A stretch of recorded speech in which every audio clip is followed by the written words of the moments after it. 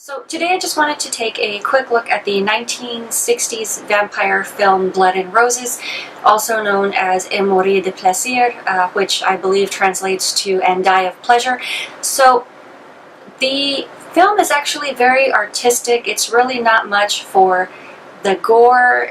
You really don't see too many on-screen attacks. It's more, I guess you could say, implied than anything else, but it's really more of a I guess you could say, yeah, it's more of an artsy type film. They're not really going for the gore factor here, but it's definitely a very well thought out film. This is based on the 1872 novella Carmilla, and obviously those of you who do follow vampire lore or just I guess you could say vampire literature in general, you're pretty much familiar with Carmilla, or also known as Mircalla, but she is very much, I guess you could say, the original female Dracula as far as literature is concerned. I guess you could say she's more of a bisexual vampire. Of course, vampires obviously are just creatures that are very much known for, I guess you could say cliche-wise, they're very much known for their sexuality, just being very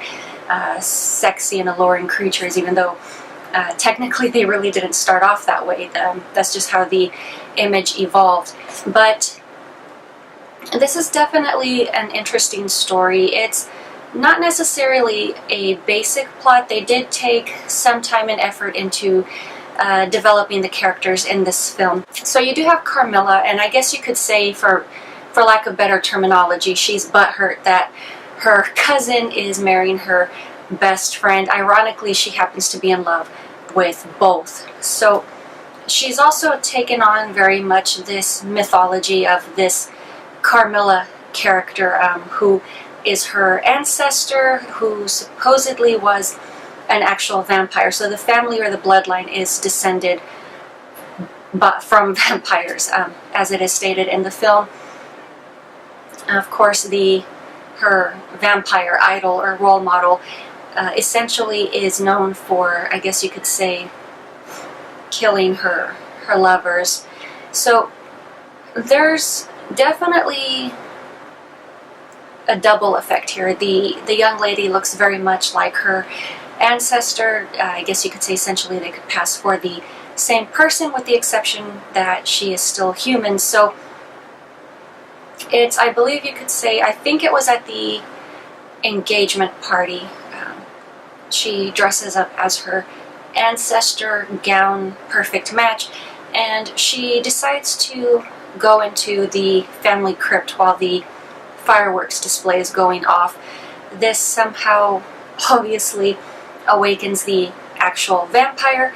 When the young lady emerges from the crypt, she's definitely very changed. It's obvious what has happened here, but the family themselves really just don't catch on. I think it's more the children that actually get the gist of what's going on here, because she's definitely very different, and if I remember correctly, they actually do see her consume the blood of someone. So obviously she is no longer the young lady, but she's actually been replaced by the actual creature of the night. But definitely a very beautiful film. You do have a lot of I believe it's Italian countryside scenery, but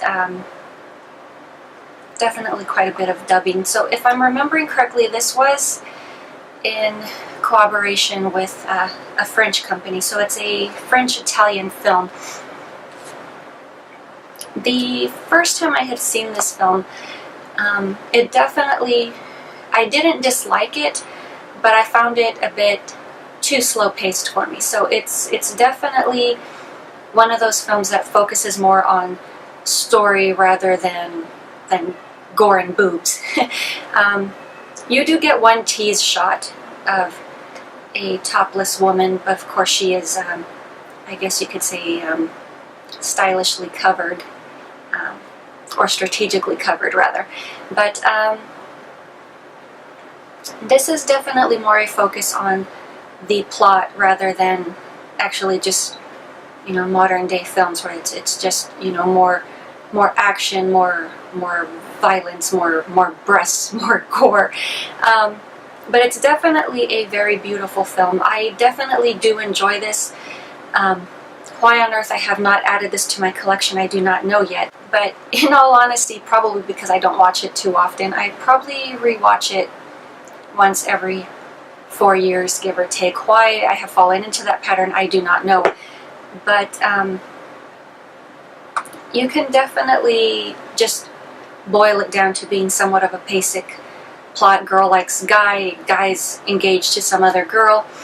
What I really do enjoy about this film, to me, it's definitely the icing on the cake. Is it's very rare in film that the vampire gets the happy ending, and in this version, the vampire definitely does get her happy ending, I guess you could say. To me, that's one of the things that I really liked and enjoyed about this, is the fact that, you know, the vampire always gets chased off, they're always being murdered or enclosed somewhere else.